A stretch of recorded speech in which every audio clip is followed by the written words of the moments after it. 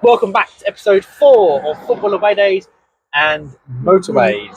And today we are on our way to Oxford for the big clash between Charlton and Oxford. Yep, we are indeed. Well, we say we're on our way. Yeah, we are currently now actually sitting in traffic on the M25. Yes. It's a shocker.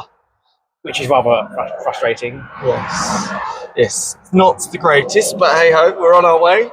And looking forward to today's game. Should be a good game today. Yeah, so before we go on to today's game, let's look back at Birmingham Middlesbrough. 2 1-0 wins. Both good results. Back-to-back wins as well as massive in the Championship. Yeah. What are your thoughts? So I thought Birmingham result, very good game. I thought we played really well. And we got what we deserved compared to the Wrexham game, where I thought we probably produced one of our best performances of the season and got absolutely nothing for it. Really happy with the performance. I thought the impact Charlie Kelman made in that Birmingham game was excellent. And his real strengths came through in that game. And I think that showed the pivotal difference as well.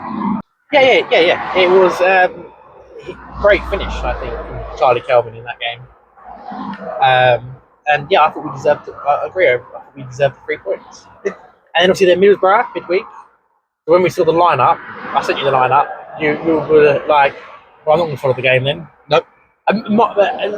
My impression was we are saving everyone for Saturday. Yeah. He took out the whole defence and arguably didn't like some TC who Nathan Jones starts. Yeah. He took out as well. Yeah, he did. So apart from the midfield 3, everyone else was.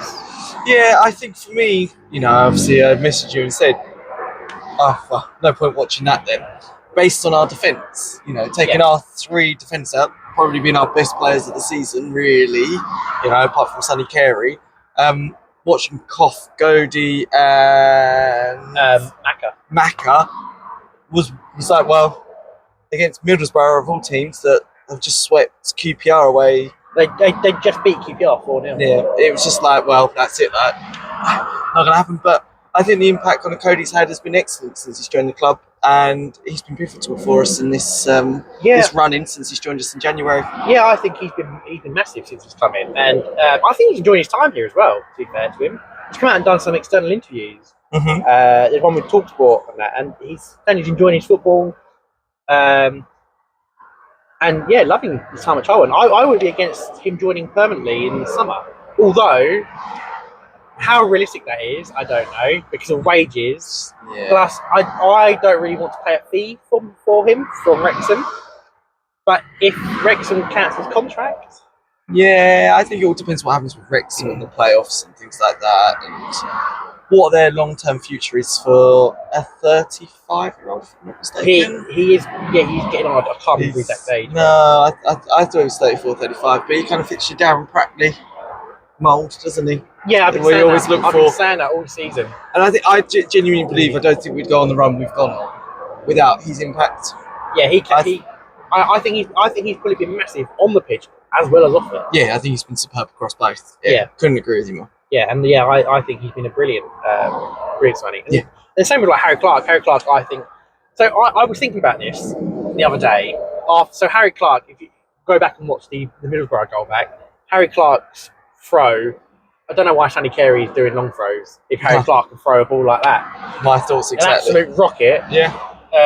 Went over everyone's head, straight onto Conacody's foot, and just went straight in. To be fair, that's me taking a lot away from Conacody. It's actually a really good finish as well from Conacody and a good run.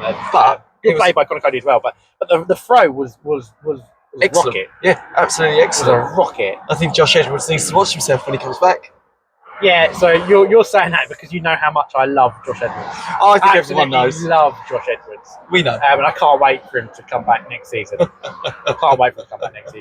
again, Harry Clark is someone who I'd love to sign permanently as well. Yes, 100%. And then I was thinking, so this is what I was thinking the other night. It's a good question to put to you. Who do you prefer, Harry Clark or James Bree? Both have their pros and cons.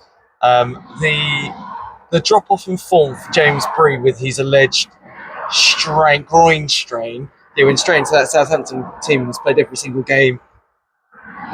Is an utter load of rubbish. Yeah. And I think he was conflicted about what was happening, or knew he was going back to Southampton, so was just not playing to his best. So for me, it's Harry Clark. Harry Clark's come in, played really well. James Bree did have an excellent impact for us at the start of the season. Yeah. I can't argue that. He was fantastic at the start, but his form really dropped off. It'd be interesting to see actually what point did his form drop off, and at what point did Southampton get their new manager? Yeah, that's interesting. That'd be an interesting. Just to have a look, see how. It'd be nice how that. We'll do that comparison, and then when we do our catch up later, that'd be interesting to look at that. I think. Yeah. And to see. Yeah, very interesting. Very good point. And then Lyndon Dykes. I actually think bringing Lyndon Dykes was actually an absolute genius move. Looking back at it now, wasn't playing as much at Birmingham. Wasn't more game time, and it wasn't like we signed someone who just coming in for 6 months. No. So he's only here for 6 months, but he's come in and he wants to get in a Scotland squad for the World Cup. Yes. So he's come in and wants to play well, needs to play well to make sure he can go to the World Cup. Yeah. So I think it's actually a really good move. And I think he's been, again, I think Lyndon Dykes has been really good. Brilliant. I'm just surprised Birmingham let him go. He just wasn't getting game time. Yeah, I'm surprised though, because they're not a million miles away from us. Yeah. So, and I look at it last week, they had their striker, their number 29, I can't remember his name. No, I can't remember his name. Jay Stanford. No, Jay Stanford came on. He's number 28. Sorry. He came on. The striker they originally had on and was in Lloyd Jones' back pocket for 75 minutes or so, 80 minutes. Yeah. And then they brought Jay Stanfield on, who went straight into Lloyd Jones' pocket. Fell straight in. Anyway, moving on to today's game against Oxford. We won't touch about it too much, because we're record on the way home. Wow! Because it's going to be massive today. Whether we win or we draw or we lose, it's going to be massive today. So we'll talk about it on the way home. Plus, talk about it on the way home, we can talk about the games that would be currently active at the time. Yep, that's true. There'd be games currently being played at the time. There will be. So we'll talk about Oxford more on the way home. But what I want is your score predictions. So today I'm going to go for a 2-1 win. 2-1 win? 2-1 win. Oh, okay. Yep, on the road. I think, Oxford are not in bad form. They're not horrific. They've strung a few games together recently. I think we can get a late winner. Not late. I think like 82nd minute. Charlie Kelman, something like that, pops up with a goal. Fair enough. My prediction is I'm going to keep following the trend and go 1-0 win. Yeah. I think we'll keep a clean sheet against Oxford. And I think we'll probably just nick a goal. Nice. Probably from a long throw again. He's hoping. So he can pretend it's Josh Edwards. You're just jealous that I love Josh Edwards. It's jealousy. It's absolute jealousy. That's what he thinks. Anyway, we'll be back after the game to discuss what happened. If we make it to the game. If we make it to the game, because we are still currently stuck in. We have not moved. We've not moved this whole time. No, and it's getting later and later and later. So anyway, we'll be back after the game. Yep. Right, we're back after a 1-1 draw against Oxford. What are your initial thoughts? Well, my initial thoughts. Yeah. Well, what a game, I suppose, wasn't it? What was expected? Realistically, I think we all knew we were probably going to go in and get a draw out of it today. I didn't expect it to be 2 penalties, though. I did not expect it to be 2 penalties at all. I thought we'd get a chance early on, and then they'd probably equalise, was my initial thoughts, if anything was going to happen, truly. But yeah, it was not the best game. It was very much a story of 2 penalties. I'm not convinced there was a penalty. I need to see it back. I'll see it back, but I don't think it was. And then our penalty was, for me, was definitely a penalty. Finally, someone actually put pressure on the goalkeeper, and the defender was pulling Lloyd Jones' shirt. Yeah, he had to go. It took our centre back to go and do it, though. Yeah. Do you know what I mean? Yeah. But look, a point closer, we move on, I think, is the way we go, isn't it? It is, but at the same time, that is. We said this straight after the game. We said we played Wednesday night. We played early Saturday. Not really fair. No, it's not really ideal. So, no, it's not. Oxford have played 2 back-to-back home games. So yeah, and they played on the Tuesday night, not the Wednesday night. I think we take the point. We go, yep, fine. Ignore everything else. Move on to the next one. 3 points next week against Norwich. Take that. Tough team. Another tough team. Do you want to know how the bottom of the table looks? Yep, go on. So we are in 17th from 48. Right, okay. We are 10 points clear of the relegation zone as things stand. Okay. But let me go to the bottom. Yeah. Let me go to 19th at Portsmouth, 19th on 40. Okay. Oxford are now in 20th on 39. Yep. Blackburn in 21st on 39. Then in the relegation zone, in 22nd is Leicester with 38. Yep. And then West Brom in 23rd with 37. I don't think they could go down. Obviously, There they won is today, but 3 points between 19th to 23rd. Yeah. 5 teams, and there's a 3-point difference. And we are currently now 10 points clear of the relegation zone with 8 games to go. Yeah, it's a dogfight down there. So, it's a dogfight. Every point matters. Yeah, every point matters. I mean, it's a shame Oxford are going to be gutted that they didn't win that. That would have put them on to 41. That would have put them on to 19th. That would have been massive for them. Yeah, it would have been massive for them, to be fair. It would have been massive. That's 2 big points dropped for them. 2 big points dropped for them. It is 2 big points dropped for them, but also, I really don't think they literally aren't anything. No, they didn't look very good at all. No. We didn't either. No. So, we look like we're going to be safe. We're going to be safe. Yes. I think there's enough in us, enough games to go that we're going to pick up enough points. Yeah, that you'd hope for the next 7, 8 games we can get 5 points, 6 points. I'm looking at. I'm looking at potentially a top half finish here, mate. I mean, if you got to remember we're one of the early games today. Yeah, we are one of the early games, and people have got to play today. Yes, that is true. But as things stand at the moment, we're only a point behind 13th. Yeah, I still don't class that as a top half finish. Well, no, top half finish would be 12. Yeah.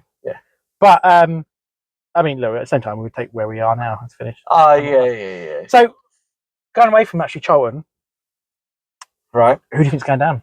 Sheffield Wednesday are down. Sheffield Who's joining Wednesday? them? Between Portsmouth, Oxford, Blackburn, Leicester, and West Brom. So who's joining them? Who is your relegation? So Sheffield Wednesday, Oxford, and West Brom. You reckon Oxford and West Brom? Yep.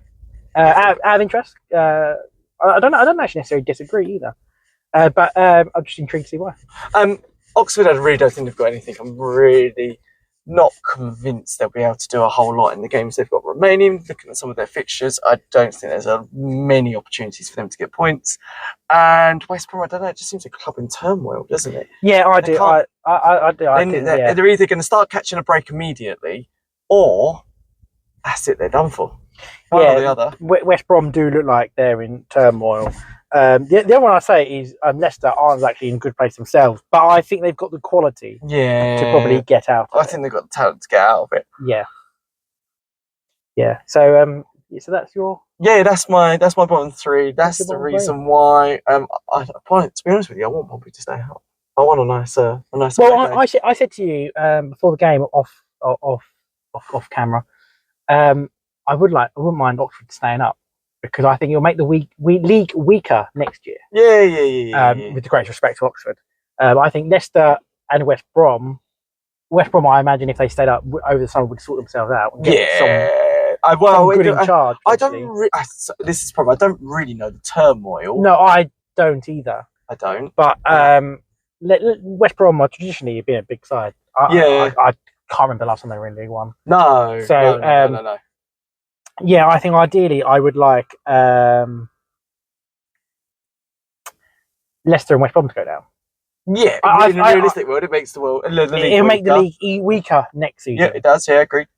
But yeah, I think we might get with West Brom, but the other spots open for grabs. It wouldn't surprise me if Blackburn went down though. I don't think Blackburn. I think have been that good for the last few years now.